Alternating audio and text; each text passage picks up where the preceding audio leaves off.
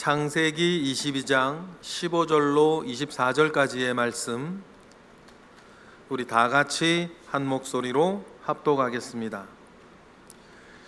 여호와의 사자가 하늘에서부터 두 번째 아브라함을 불러 이르시되, 여호와께서 이르시기를 내가 나를 가리켜 맹세하노니 내가 이같이 행하여 내 아들 내 독자도 아끼지 아니하였은즉 내가 내게 큰 복을 주고 내 씨가 크게 번성하여 하늘의 별과 같고 바다의 모래와 같게 하리니 내 씨가 그 대적의 성문을 차지하리라.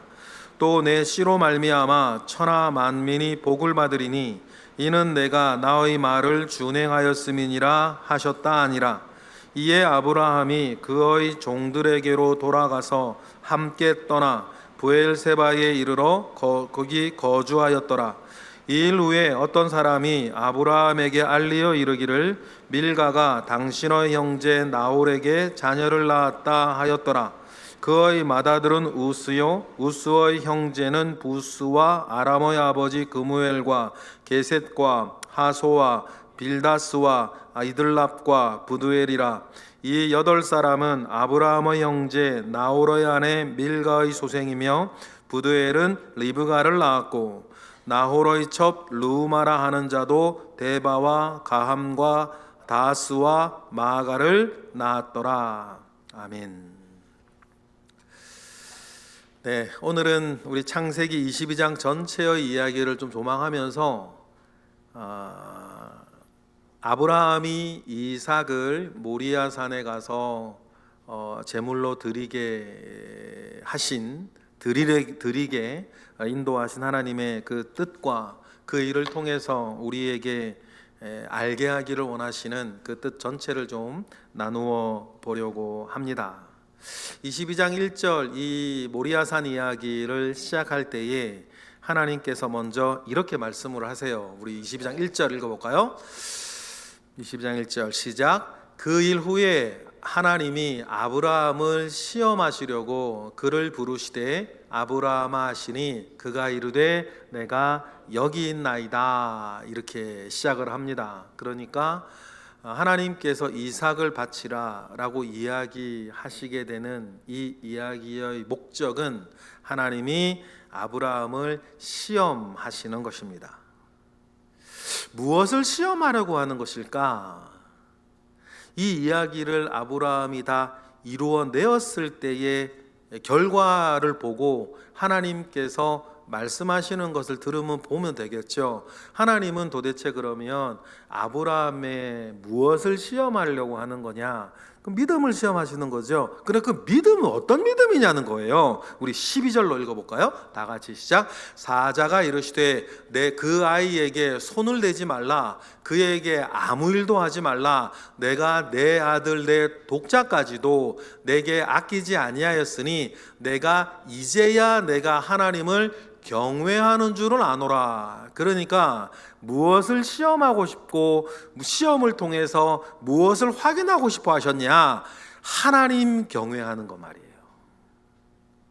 하나님을 경외하는 것을 어느 정도까지 하나님을 경외하는지를 시험하고 싶어 하신다. 여러분, 경외한다라고 하는 것은 두 가지 마음이 같이 있어야 돼요. 하나만 있으면 안 됩니다. 하나님을 사랑하는 것입니다. 두 번째, 하나님을 무서워하는 거예요. 하나님을 사랑하는 마음과 하나님을 무서워하는 마음이 함께 있어야 하나님을 경외한다가 돼요. 그런데 여러분, 우리가 한쪽만 가지고 있는 사람들의 그 슬픔이라 그럴까요? 폐해를 알아요. 하나님을 무서워하기만 한 사람들이 있어요. 그에게 신앙은 즐거움도 아니고 기쁨도 아니고 무서운 하나님 아버지 앞에 늘 두려움에 떨며 조바심 내며 신앙생활하는 사람들이 있어요. 그에게 신앙은 행복한 것이 아니에요. 믿음이 없는 건 아닙니다. 믿음이 없는 건 아니에요. 그러나 그는 하나님을 무서워하기만 해요. 그런 사람들이 있습니다. 옛날엔 더 많았어요. 반대로 하나님을 사랑하기만 하는 사람이 있어요. 요즘은 이런 분들 더 많을지도 모르겠어요. 왜냐하면 지난 30년 동안 교회에서 하나님에 대한 사랑과 친구 같은 예수님 이런 류의 이야기들이 넘쳐났기 때문이에요. 그런데 하나님을 사랑하기만 하고 무서워하지 않으니까 믿음을 가지고 있는 건 분명한데 그 믿음을 가지고 있는 사람들이 버릇이 없는 거예요. 그냥 자기가 하나님 위에, 하나님은 그저 나를 사랑하시니 내가 원하는 것 들어주시고 내 뜻대로 되어지고, 그냥 하나님은 선반에 올려놓는, 선반이 부뚜막에 올려놓는 어떤 양념같이 내가 무엇인가를 하고자 하는 것이 있으면 선반 위에 양념 꺼내다가 갖다 쓰고 갖다 올려놓고, 하나님을 신앙하는 게 아니라 하나님을 이용해 먹는, 그죠? 그런 되바라진 성도들이 나타나는 이유는 하나님을 사랑하되 하나님을 두려워하지 않는단 말이에요. 여러분, 우리의 신앙에는요, 하나님을 사랑하는 마음 있어야 됩니다. 그리고 하나님을 두려워할 줄 알아야 돼요. 이 두 가지 마음이 같이 함께 있어야 되는 거죠. 그래서 전에도 말씀드렸죠. 우리가 경외하는 모습을 가장 정확하게 볼 수 있는 장면이 집에 애완견, 반려견 키우시는 분들, 반려견 키우시는 분들이요, 그런 장면 종종 봐요. 주인이 그 개한테 이렇게 막 다가가 안으려고 하면 개가 어떻게 해요? 때때로 개가 이렇게 할 때 있죠. 땅바닥에 등을 대고 배를 뒤집어 누워가지고 다리 덜덜덜 떨고 이렇게 있어요. 그건 굴종의 표시라 그러죠. 개 전문가들이 굴종의 표시인데, 두려워서 개가 자기에게 다가오는 주인에게 두려워 굴정하면서 등을 땅에 대고 배를 까서 이렇게 들들들 다리 떨고 있는데 표정은 행복해. 두려워서 굴종해서 그러고 있는데 꼬리 찰랑찰랑 흔들면서 표정은 더할 나위 없이 행복한 거예요. 그게 뭐예요? 주인을 경외하는 모습이에요. 사랑하는 마음과 두려워하는 마음. 하나님께서는 아브라함이 나를 너가 정말 사랑하고 나를 두려워하는가, 이것을 확인하고 싶어 하시는데, 여러분 사실 하나님은 확인하실 필요가 없어요.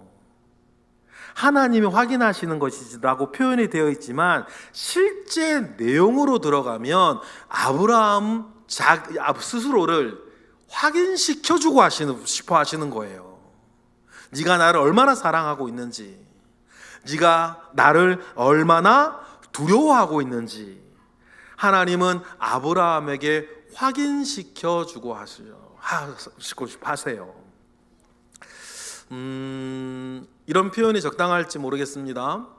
수영을 잘하시는 분들이 있죠. 수영을 잘하시는 분들이 있는데요.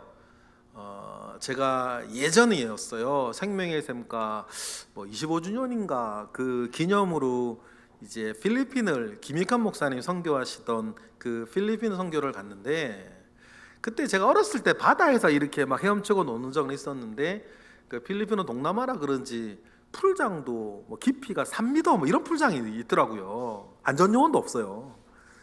안전요원도 없고 풀장이 3m짜리 풀장이 있는데 거기 다이빙대가 있는 거예요.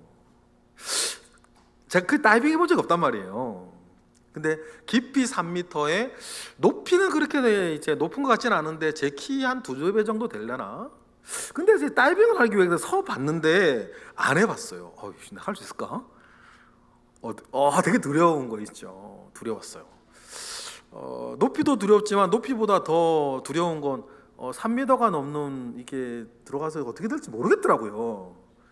그래도 이렇게 그 수영을 할 수 있으니까 이렇게 어떡하지? 어떻게 하다가 긴장한 그 마음 가운데서 다이빙을 했는데 이게 별게 아니더라고. 그게 가만히 있어도 이렇게 여러 사실 우리가 조금만 이해가 있으면 너울이 많이 치는 바다가 아닌 다음에야 물에 빠져 죽는 게 더 힘들거든요. 왜냐하면 사람 몸은 기본적으로 물에 뜨게 돼 있으니까. 그런데 이제 막 급한 마음에 이렇게 허우적거리니까 빠져 죽는 건데, 사실 물에는 빠져 죽는 게 더 어려워요. 그러니까 이제 수영 배우시는 분들이 제일 어려워하는 수영 영법이 뭐냐면 자명이에요. 물에 깊숙하게 이렇게 들어가 수영하는 거는, 물에 깊숙하게 들어가서 수영하는 것은 너무 어려워요. 왜냐하면 물이 자꾸 떠오르니까, 몸이 자꾸 떠오르니까. 그러니까 이제 물은 사실은 빠져 죽는 게 어려운데, 그때 제가 분명히 느꼈죠. 뭐 한 3m 정도의 높이에서 다이빙을 하고 물에 빠졌는데 올라가는 게 이게 내가 이게 어렵지 않구나 확인이 된 거예요. 그때부터는 어떻게 되냐면 처음에는 두려움과 떨림으로 이제 물에 뛰어들었는데 두 번째, 세 번째부터는 재미로 하기 시작하는 거죠. 여러분, 우리 스스로를 확인하는 건 중요해요. 우리의 믿음에 대해서도 마찬가지, 우리의 믿음을 확인하는 것 중요해요. 그리하여서 아브라함에게는 왜 자기 믿음이 확인되어지는 걸 확인시켜 주는 게 중요하냐면, 아브라함이 자꾸만 넘어지는 문제들이 있는 거예요. 예전에는 이삭이 태어나기 전에는 내가 무슨 이 나이에 이 몸에 무슨 아이를 낳아, 그저 그냥 엘리에셀이나 뭐 제 뒤를 잘 잇게 해달라. 하나님이 아니라 그러시니까, 넷이라 그러니까 나중에는 뭐 하갈의 여종, 뭐 사라의 여종 하갈을 뭐 데려다가 애 낳고 이스마엘이나 나중에는 뭐 잘하게 해달라. 뭐 이런 것들을 하는 거예요. 왜냐하면 이게 자기가 봐도 자기 몸이 아니거든. 이제 와이프도 몸도 아니고. 또 아브라함이 이런 더 큰 문제 있어요. 그건 지금 해결이 됐는데 자꾸만 어느 지역을 가면, 제가 볼 때 합리적 의심이 있다 그래도 두 번이 아닌 것 같다. 왜냐하면 이미 사라하고 약속해서 어느 지역을 가면 내 누이라고 해라.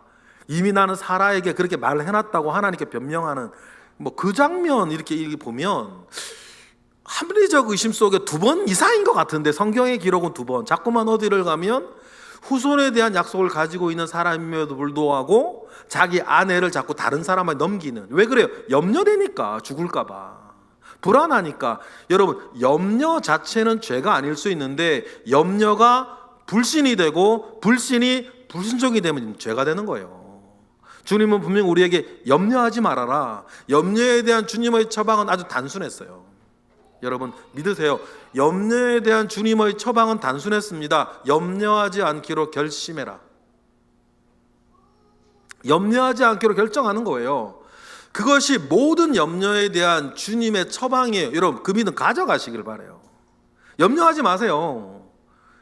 염려할 필요 없어요. 염려는 잠언서에 보면 뼈만 삭게 할 뿐이라. 근데 염려가 영적으로 참 위험한 게 뭐냐면, 염려는 불신이 되고 불신은 불순종이 되기 때문이에요. 그러니 하나님에 대한 후손의 약속을 가지고 있는 이 아브라함이 어디를 계속 다녀야 되는데, 게르로 떠돌이로 다녀야 되는데, 그때마다 자기 속에 있는 염려, 누가 날 해하면 어떡하나, 이런 부분들의 염려가 자꾸만 불순종으로 넘어가는 거죠. 그러니 하나님께서 네가 나를 얼마나 경외하고 있는 사람인지를 확인시켜 주고 싶으신 거예요. 뭐를 해결하고 싶으니까? 염려를 확인하고 싶은 거니까. 그럼 나 믿음 있는데요? 나 믿는데요? 라고 말은 하는데, 그 믿음을 여러분 증명해 나아가는 것이 필요해요. 무엇으로? 자기의 행위로. 성경이 우리에게 알려주는 영적 원리는 그거예요. 어느 정도 믿음인지를 우리 스스로, 또는 하나님을 향해서도 마찬가지. 하나님 이미 아시지만 우리를 위해서 그러신다 그랬죠. 내 믿음이 어느 정도인지 증명하셔야 돼요. 야고보서 2장 21절에 보니까, 자, 우리 조상 아브라함이 그 아들 이삭을 제단에 바칠 때에 행함으로 의롭다 하심을 뭐한 거 아니냐? 받은 것 아니냐? 증명받은 거 아니냐? 분명히 그렇죠? 야고보도 그 일을, 믿음의 시험의 증명을 하나님을 위한 것이라 생각하지 않고 자기 자신이 증명받았다 그래요. 여러분, 여러분의 믿음도 마찬가지예요. 믿음은 행함으로 증명받는 것입니다. 밑도 끝도 없이 내가 어느 정도 믿는지 말이야 누가 못해. 말이야. 여러분 말로는요, 이 세상 최고의 믿음을 누가 말 못하겠습니까? 문제는 뭐냐면, 어떤 상황이 나에게 열리기 시작했을 때, 어떤 상황에 내가 빠졌을 때, 그때 내 믿음을 행함으로 증명하는 거예요. 그래야 그 증명되어지는 믿음을 보고 여러분 우리의 믿음이 완성됩니다. 이어지는 야고보서 말씀 보실까요? 시작. 내가 보거니와 믿음이 그 행함과 함께 일하고 행함으로 그 믿음이 온전하게 되어져 가는 것. 그래서 우리에게는 믿음의 확인이 중요하고 믿음과 행함이 선순환을 일으키면서 믿음대로 되어지고 믿음대로 살아가고 믿음대로 결정하는 것을 내 몸이 체득돼야 된다는 거죠. 그래, 맛을 보아야 하는 것입니다. 그렇게 믿음을 완성해 나아가는 것이 중요해요. 그래서 여러분 옛날에 공부하셨죠? 크로스웨이 성경 공부를 하신 분은 계실 텐데 크로스웨이 성경 공부의 여러 가지 결론들 가운데에서 제가 이건 정말 좋은 표현이다, 기가 막힌 표현이다, 이런 생각한 거 있었어요. 우리는 행위에 의해서 구원받는 것이 아니라 행위를 위해서 구원받는 것이다. 정말 복음에 대한 위대한 선언 같아요. 우리는 행위에 의해서 구원받는 것이 아니고 행위를 위해서 구원받는 것이다. 그래서 믿음으로 내 행위를 의롭게 하고 의롭게 되어지는 행위로 내 믿음을 다시 완성해 나아가고 증명해 나아가고 이것이 계속 선순환이 일어날 때에 우리가 비로소 지금의 말보다 더 수준 높은 말과 행동으로 내 믿음을 증명해 가고 완성해 나아가는 것, 그것이 중요하다. 그러면 여러분 보세요. 다시 모리아산 사건으로 돌아와서 그러면 하나님께서는 아브라함의 믿음을 아브라함의 어떤 행위로 스스로 증명하게 체험하게 만들어 나아가셨을까? 제가 살펴보니까 4가지 정도가 되는 것 같은데 아브라함 믿음이 가지고 있는 믿음의 성향, 우리가 본받고 알아야 할 아브라함 스스로도 가지고 있는 믿음의 그 내용들, 첫 번째가 뭐냐면 아브라함 믿음의 특징, 즉각순종이에요. 아브라함의 믿음을 보면요, 처음부터 그랬어요. 주저하질 않아요. 약점도 많고 잘못한 점도 많이 있는데 저도 그렇고 여러분도 그렇고 아브라함도 그렇고 완성되어져 가는 과정이 있잖아요. 그렇죠? 이제 22장쯤 되면 이제 아브라함 이야기 끝나가거든요. 이제 곧 이삭 이야기가 나오고 그 증거가 오늘 본문 마지막에도 보면 리브가가 툭 튀어나온다고. 리브가가 누구예요? 이삭의 아내란 말이에요. 그래 이제 이야기가 정리되어져 가고 있구나. 아브라함의 이야기가 정리되어져 가고 있어요. 그러면 아브라함의 이야기가 정리되어져 가고 있다는 건 아브라함이 지금 완성되어져 가고 있는 거예요. 그럼 완성되어지기 전엔 아브라함에게도 약점도 많고 결점도 많은데 그럼에도 불구하고 아브라함이 가지고 있는 믿음 가운데 우리가 정말 우리가 본받아야 되는 건 즉각순종이에요. 2번 생각하지 않아요. 떠날 때도 그렇고 언제나 그렇고 이삭을 내게 바치라 할 때도 아브라함은 언제나 즉각순종. 창세기 22장 3절 다 같이 22장 3절이요. 시작. 아브라함이 아침에 일찍이 일어나 나귀 위에 안장을 지우고 2 종과 그의 아들 이삭을 데리고 번제에 쓸 나무를 쪼개어 가지고 떠나 하나님이 자기에게 일러주신 곳으로 가더니, 아침에 일찍, 저녁에 밤에 하나님으로부터 그 지시를 받고 아침에 일찍 떠나버려요. 유대라피 전통은 왜 아침 일찍 떠났을까? 이런 얘기를 해요. 사라가 말릴까 봐, 사라가 못하게 할까 봐. 그 말 되는 것 같아요. 사라가 아이고 이삭 때문에 그 법도 어겨가면서 하갈과 이스마엘 죽거나 말거나 내쫓은 그 사라가 말리면 아브라함이 감당이 되겠어요? 지금도 참 한심스럽게 생각하는 그 목사님들 계신데 사모님들이 말리면 아무것도 못해. 저는 안 그렇습니다, 여러분. 참고로 어디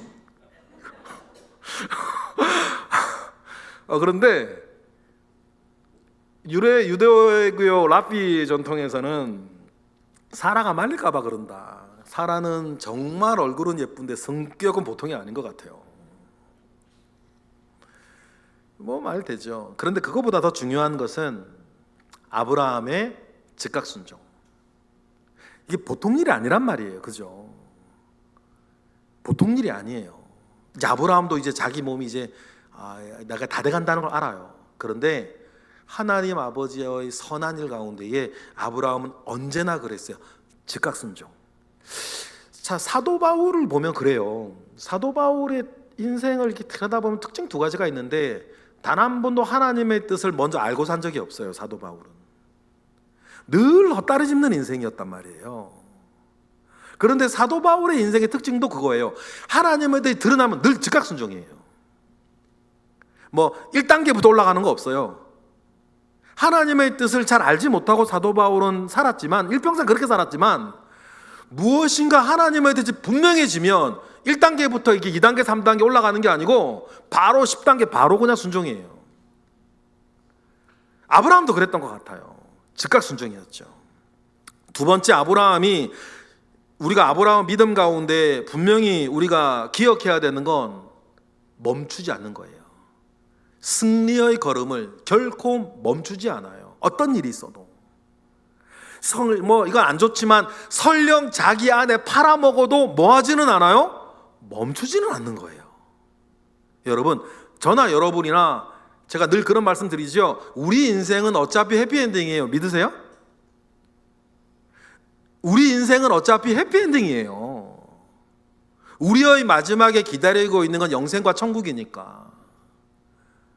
우리 인생은 어차피 해피엔딩인데, 그렇기 때문에 우리에게 가장 중요한 게 뭐냐면 멈추지 않는 거예요. 그렇죠? 여러분, 멈추지 마세요. 아브라함에게 우리가 배워야 할 것, 죽을 때까지 그는 설령 아내 팔아먹는 그 짓을 하더라도 뭐 하지는 않아? 멈추지는 않는 거예요. 아브라함에게 배워야 할 것. 하나님이 지시할 그 산으로 갈 때도요, 아브라함에게 배워야 할 것 22장 4절 뭐 하질 않아요? 멈추지 않아요. 다 같이 읽어볼까요? 시작. 제3일에 아브라함이 눈을 들어 그곳을 멀리 바라보는 거예요. 3일 동안 뭐 하지 않았다는 거예요? 70km 정도 된다거든요. 3일 길이에요. 멈추지 않는다. 그 믿음 우리 꼭 배우시기를 바랍니다. 그리고 아브라함이 가지고 있는 세 번째 우리가 배워야 할 믿음, 그래서 우리는 해피엔딩인데 인생이 우리가 가지고 있어야 할 것, 부활신앙. 얼마나 구체적으로 아브라함이 부활신앙을 가지고 있었는지 확인할 수 없으나 아들 이삭을 제물로 바쳐 죽이려 가는 그때에도 하나님이 분명히 일을 내실 거라고 하는 것을 알고 있어요. 그래서 22장 5절에 보니까 어떻게 해요? 읽어볼까요? 시작. 이에 아브라함이 종들에게 이르되 너희는 나귀와 함께 여기서 기다리라. 내가 아이와 함께 저기로 가서 예배하고 우리가 너희에게로 돌아오겠다. 지금 자기 아들 죽이러 간단 말이에요. 그런데 아브라함이 뭐라 그래요? 우리가 함께 오겠다. 그러면 아브라함은 뭔가 이삭도 살아서 올 것이라고 하는 무엇인가 그런 마음이 있어요. 근데 왜 이게 부활신앙으로 바로 이어서 생각하는 건 너무 비약적인 거 아니에요? 라고 이렇게 생각할 수 있는데 히브리서가 우리에게 그렇게 말을 해줘요. 히브리서 11장 17절부터 19절 시작. 아브라함은 시험을 받을 때에 믿음으로 이삭을 드렸으니 그는 약속을 받은 자로 돼 그 외아들을 드렸느니라. 그에게 이미 말씀하시기를 내 자손이라 칭할 자는 이삭으로 말미암으라 하셨으니, 이 말을 알고 있으니까 다음 절, 그가 하나님이 능히 이삭을 죽은 자 가운데서 다시 살리실 줄로 생각하신지라. 비유컨대 그를 죽은 자 가운데 도로 받은 것이다. 아브라함에게는 그 믿음이 있었다고 히브리서는 말한다. 그러니 여러분, 우리에게는 그 믿음 있으시기를 바라요. 몸의 부활. 가끔요, 부활은 믿음이 않고 부활절을 매년 보내니까 부활은 믿으시는데 몸의 부활 이렇게 나오면, 등장하면 이게 선뜻 놀라시는 분들이 있어요. 그런데 여러분, 성경은 우리에게 몸의 부활을 얘기합니다. 영혼의 부활 이런 거 아니에요. 몸의 부활 얘기해요. 그래서 여러분, 재미로라도 내가 부활할 때는 어떤 모습이고 어떤 걸까요? 상상해 보시는 거 되게 좋아요. 성경에 부활에 대해서 상상해 볼 근거들이 있어요. 지난주 토요일 날 셰퍼드 라이프 그 공부하는 그 내용이 부활에 대한 내용이었는데, 부활에 대한 내용이 있었는데, 그때 성경에 대해서 부활에 대해서 우리가 상상할 수 있는 거리들이 좀 있거든요. 거리들이 있어요. 일단은 기본적인 대전제는 잘 모르겠다. 부활해서 우리 몸이 어떤 상태인지 뭐 안 해봤으니까 모르겠는데 상상할 거리들이 있어요. 그래서 상상을 해보세요. 뭐에 대해서? 우리 몸의 부활에 대해서. 우리의 인생이 해피엔딩인 것은 부활신앙이 우리에게 있기 때문이에요. 그러니 늙는 것도 서럽지 않고 죽는 것도 무섭지 않게 하는 그 단 하나의 진리, 우리의 부활신앙. 그것을 여러분 꼭 기억하시기를 바랍니다. 그리고 마지막 네 번째 아브라함 믿음의 내용은 뭐냐면, 나는 하나님의 사람이라는 분명한 자의식이 있어요. 여러분도 있으십니까? 성경에 하나님의 사람이라고 하는 구체적인 형용사를 달고 나오는 사람이 6명이라 그랬는데, 그 6명의 사람들 외에 형용사가 구체적으로 있지 않는다 하더라도 여러분, 아브라함은 자기는 하나님의 사람이라는 것에 대해서 분명한 자의식이 있어요. 이것은 어떤 것까지 나아가냐면, 나의 삶과 나의 꿈과 나의 기도는, 비전은 하나님과 좀 더 정확하게는 하나님의 이익과 밀접하게 관련되어져 있다라고 하는 의식이 있어요. 그러니까 아브라함이 이 모리아산 사기한 상황에서 내가 잘못되고 이삭이 잘못되면 그것은 하나님 손해야 라고 하는 그 분명한 자의식이 있어요. 22장 8절로 보면 그러니까 이렇게 말하는 거죠. 시작. 아브라함이 이르되 내 아들아, 번제할 어린 양은 하나님이 누구를 위해서? 자기를 위해서 친히 준비하실 것이다 하고 두 사람 함께 나아가는 거예요. 이때 이삭의 나이가 몇 살이었을까? 여러 왈가왈부 말이 많은데, 이제 뭐 유대인들은 이때 37세라 그런 얘기를 해요. 왜 37세라고 얘기하냐면, 이 모리아산 이후에 사라가 바로 죽는 장면이 나오거든요. 그러니까 유대인들 랍비 전통은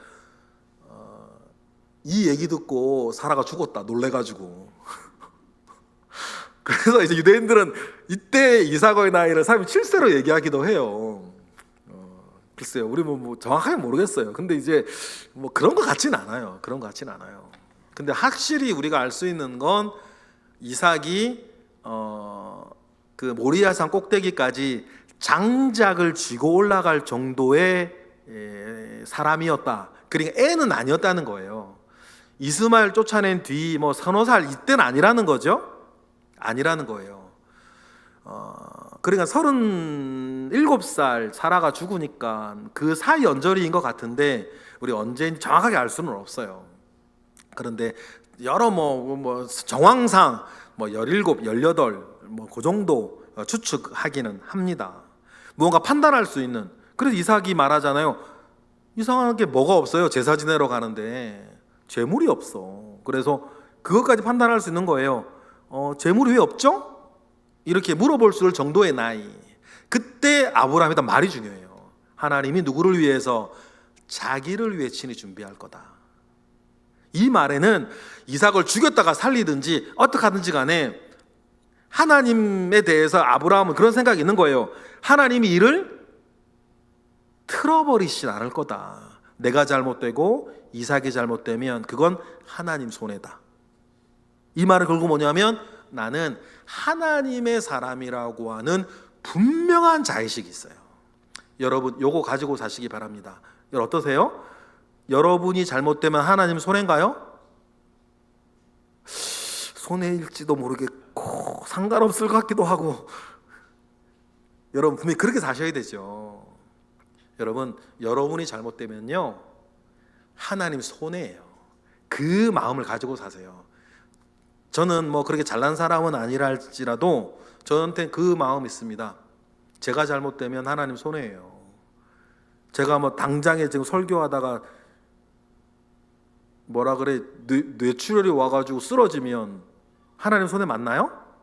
우리 교회 손해 맞나요? 여러분 신앙생활에 손해인가요? 그렇죠. 그래요. 여러분도 그래요. 정말 이 사실이 내가 믿어지려면 하나님이 믿어주는 게 아니라 내가 믿어지려면, 내가 더 철석같이 믿어지려면 여러분이 가지고 있는 시간과 재화들이 하나님을 위해 지금 마음껏 쓰실수록 그래요. 그러면 여러분의 자의식, 우리 교회 권사님이라 참 그분 참 내 좋아하는 분인데, 우리 교회 권사님 믿음이 있는데 그분은 분명한 믿음이 있어요. 하나님, 내가 잘못할 때만 하나님 손에 있지 뭐 이러면서. 우리 교회 권사님 누구들 아실지 몰라. 막 그러면 그분 그 얘기 되게 잘하세요. 이렇게 다니시면서 내가 잘못할 때만 하나님 손에 있지 이러면서 사시는 분이 있어요. 와, 그분 보면 그분 믿음은 저보다 더해. 근데 그런 믿음이 좋아요. 그리고 보이는데 보이지 않는데 참 도움을 많이 주세요. 우리 교인들이나 교회나 목회자에게도 참 도움을 많이 주세요. 그래서 제가 인정해요. 정말. 그래, 저번 잘못은 하나님 손에다. 여러분, 하나님은 그렇게 아시지만 여러분들도 우리 그렇게 정말 내가 더 잘 믿어지려면 그렇게 사시는 거예요. 내가 잘못되면 하나님이 손해인 게 분명하도록 여러분 사세요. 아브라함에게는 이런 믿음이 있었다는 거죠. 즉각 순종, 멈추지 않는 부활신앙, 나는 하나님의 사람이라고 하는 이 사실을 하나님은 아세요. 그런데 이제 누가 알아야 돼요? 아브라함이 알아야 되는 거예요. 그래서 하나님이 아브라함을 모리아 산으로 보냅니다. 그리고 아브라함을 계속해서 무너뜨리고 있는 그의 결정적인 약점, 염려와 불안. 아브라함이 가지고 있는 결정적인 약점인 이 염려와 불안을 하나님께서는 하나님의 그 많은 속성 가운데에 하나를 경험하게 하셔서 이제 그 모든 것들을 이기게 하세요. 뭡니까? 수풀에 뿔이 걸려 있는 양말이에요. 이게 왜 아브라함에게 중요하냐면, 여러분, 아브라함은 게르라 그랬어요. 우리 성경에 나그네라고 표현되어 있지만 점잖은 번역이고 정말 좀 어감을 살린 정확한 번역은 떠돌이죠.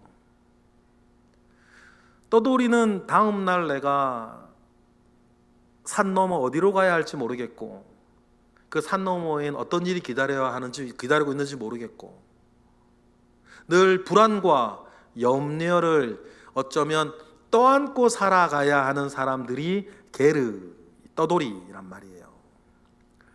그런데 이런 안 좋은 조건들이 우리의 믿음을 강하게 만들어 나가는 쪽으로 사용되어지면 참 좋아요. 바울이 얘기한 것처럼 내가 약한 데서 온전하여지고 내가 약한 것이 주님의 능력이 내게 임하는 통로가 되게 하는, 다윗 같은 사람이 정말 그랬죠. 때때로는 그게 자기 잘못이기도 했지만 다윗의 인생을 한마디로 딱 요약을 하면 늘 사람들에게 버려지고 하나님을 얻는 인생이었거든요.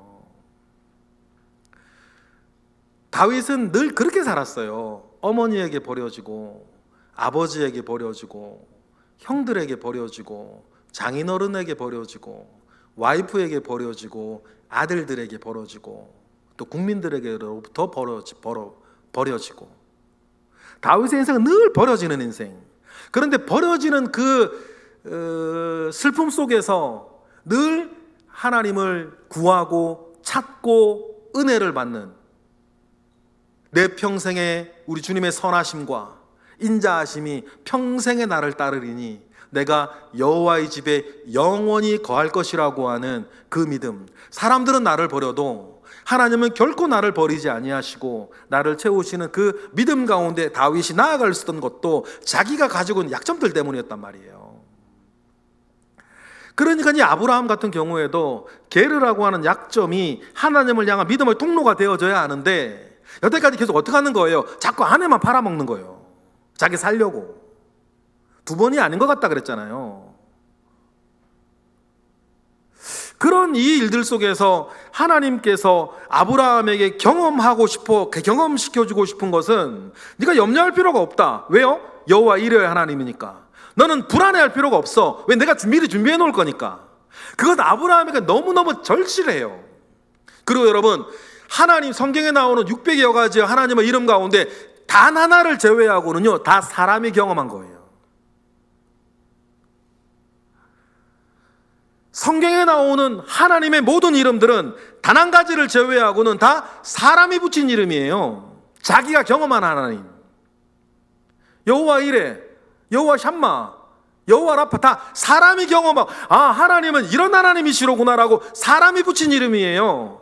단 한 가지 빼고 출애굽기 3장에 하나님께서 나는 스스로 있는 자니라 라고 얘기할 때 그 이름을 제외하고는 다 하나님이 알려주신 이름이 아니고 사람이 경험한 이름이란 말이에요. 근데 그 사람들이 하나님을 경험할 때에 다 그런 하나님이 다 절박했어요. 그런 하나님이 그에게 정말 필요한 나의 속성, 그것을 그 사람에게 경험해 줬단 말이에요. 오늘 본문에서도 마찬가지, 아브라함에게는 너무너무나 필요했다는 거죠. 어떤 하나님이? 여호와 이레의 하나님이. 그래서 하나님은 그 이름을 알게 하셨습니다. 그리고 확인된 아브라함의 믿음, 모리아산 사건의 첫 출발은 시험하시려고 했었으니까 시험에서 합격하고 믿음에 확인하니까 하나님이 그 믿음에 덧대어 주시는 은혜가 뭐냐면 여호와 이레를 경험하게 하시고 이름을 아브라함이 짓게 만들어. 여호와 하나님은 하나님이신데 어떤 하나님이시라? 여호와 이레의 하나님이시라. 그러면 우리가 생각하면 좀 미리 주시지, 그러면 불안할 때. 그런데 여러분, 확인되어 주지 않는 믿음에 은혜를 자꾸 더해 주시면 그 사람이 죽어요. 김교신 선생이 이렇게 이런 얘기를 하죠. 질문 없는 곳에 답을 주면 그 사람이 죽고, 열정 없는 곳에 사랑을 주면 그 사람이 썩는다 그랬어요. 무슨 이해하시겠어요? 질문이 없는데 자꾸 답을 줘. 그 사람 죽이는 거예요. 열정이 없는데 자꾸 사랑을 줘. 그 사람 썩게 만드는 거거든요. 여러분, 확인되어지지 아니한 믿음 가운데에 하나님 여호와 이레의 이름을 먼저 주시면, 경험해 주시면 아브라함 그때부터 나태해질지 모르겠어요. 그때부터는 게을러질지 모르겠어요. 제가 늘 말씀드리잖아요. 비슷하지만 다른 것을 늘 구별하며 살아야 되는데, 그 중에 하나 이것도 있잖아요. 믿음을 가지고 사는 것과 요행을 바라며 사는 것. 겉모양은 비슷해요. 그렇죠. 겉모양은 비슷한데 믿음을 가지고 사는 것과 요행을 바라며 사는 것은 전혀 다른 문제란 말이에요. 그런데 믿음이 확인되어지지도 않은 상태에서 하나님께서 여호와의 이레를 먼저 주시면 그때부터 아브라함은 믿음을 가지고 사는 게 아니라 요행을 바라며 살겠지. 그래서 오늘 본문이 필요한 거 아니겠습니까? 하나님께서 이 확인되어진 이 믿음 가운데에 여호와 이레를 경험하게 하신다. 그리고는 다시 한번 확인하시죠. 16절 다시 한번 언약을 확인시켜 주셔요. 16절 읽어보고 오늘 본문 16절 시작. 이르시되 여호와께서 이르시기를 내가 나를 가리켜 맹세하노니 내가 이같이 행하여 내 아들 내 독자도 아끼지 아니하였다. 믿음을 확인했다는 거예요. 그리고는 아브라함에게 17절 18절 두 절에 걸쳐서 세 가지 약속을 다시 주세요. 땅에 대한 약속, 또 씨에 대한 약속, 그리고 복에 대한 약속. 처음 듣는 얘기는 아니고 성문 얘기가 나온 것 정도가 처음 듣는 건데, 씨에 대한 약속이나 땅에 대한 약속이나 복에 대한 약속은 늘 하셨던 말씀을 다시 확인시켜 주세요. 이제 내가 이걸 너에게 여호와 이레로서 보증한다는 거죠. 17절 18절 읽어볼까요? 시작. 내가 내게 큰 복을 주고 내 씨가 크게 번성하여 하늘의 별과 같고 바닷가의 모래와 같게 하리니 내 씨가 그 대적의 성문을 차지할 것이다. 씨와 땅에 대한, 또 그리고 복에 대한 18절 시작. 또 내 씨로 말미암아 천하 만민이 복을 받으리니 이는 내가 나의 말을 준행하였음이니라 하셨다 하니라. 여러분 이렇게 되어져서 이 모리아산의 이야기는 끝이 납니다. 여러분 가끔 우리에게 하나님께서 내 믿음의 무게를 달아보시려고 할 때가 있어요. 아브라함의 이야기가 남 얘기가 아닌 건 우리도 비슷한 경험을 늘 크고 작게 할 때가 있단 말이죠. 하나님께서 우리의 믿음을 달아보시려고 할 때가 있습니다. 여러분 그럴 때 모리아산으로 나아가던 아브라함이 가지고 있던 4가지 믿음의 내용 우리 살펴봤는데, 그 4가지 믿음 가운데에 여러분 나를 채우시고 도전하세요. 이렇게 나한테 그냥 이렇게 그러려니 있지 마시고 도전하셔야 돼요. 그리고 나의 믿음을 확인하세요. 그러면 여러분 지금 하나님께서 모리아산 뒤편에서 아브라함이 모리아산으로 갈 때 모리아산 뒤편에서 하나님이 어떤 일을 하고 계신지 우리 모른단 말이에요. 모리아산 뒤편에서 지금 어떤 일이 일어나고 있는지 우리는 모르기 때문에 여러분 늘 하나님께서 나의 믿음을 달아보시려고 하실 때 도전하세요. 그리고 하나님을 경험하셔야 돼요. 악행하는 자가 늘 믿는 자들을 타락시키려고 하지만 오직 자기의 하나님을 아는 백성은 강하여 용맹을 발할 것이다. 중요한 건 뭐예요? 자기의 하나님을 알고 있는 거예요.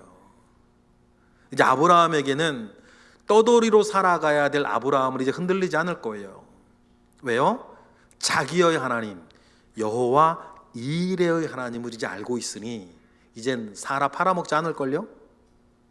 그렇죠? 이제 사라 팔아먹지 않을 거예요. 자기 살려고. 하나님께서 어떤 것으로나 다 미리 준비해 놓으실 것을 알기 때문 아닙니까? 여호와 이레의 하나님이든 그 어떤 하나님이시든 여러분 분명한 것은 뭐냐면 나의 하나님을, 자기의 하나님을 우리도 분명하게 알아야 되고, 때때로 하나님께서 우리에게 자기의 하나님을, 나의 하나님을 알려주기 위해 나의 믿음을 달아보려고 하실 때에 도전하시고 승리하셔서 멈추지 아니하고 모리아산 예루살렘까지 가시는 저와 여러분이 되시기를 주님의 이름으로 축복합니다. 기도하겠습니다. 하나님 감사합니다. 크신 은혜 가운데에 우리와 함께 하시옵소서. 하나님 아버지의 선하심과 능하심 속에 아브라함을 아브라함 만들어 가시고 아브라함 되게 하신 하나님, 그 믿음의 여정을 우리가 살펴보면서 나도 하나님 아버지의 가슴 속에 있는 내가 될 수 있도록 우리의 여정을 멈추지 않게 하시고 믿음을 고백하게 하시며 하나님 아버지 앞에 온전하게 하시옵소서. 예수 그리스도의 이름으로 기도드렸나이다. 아멘.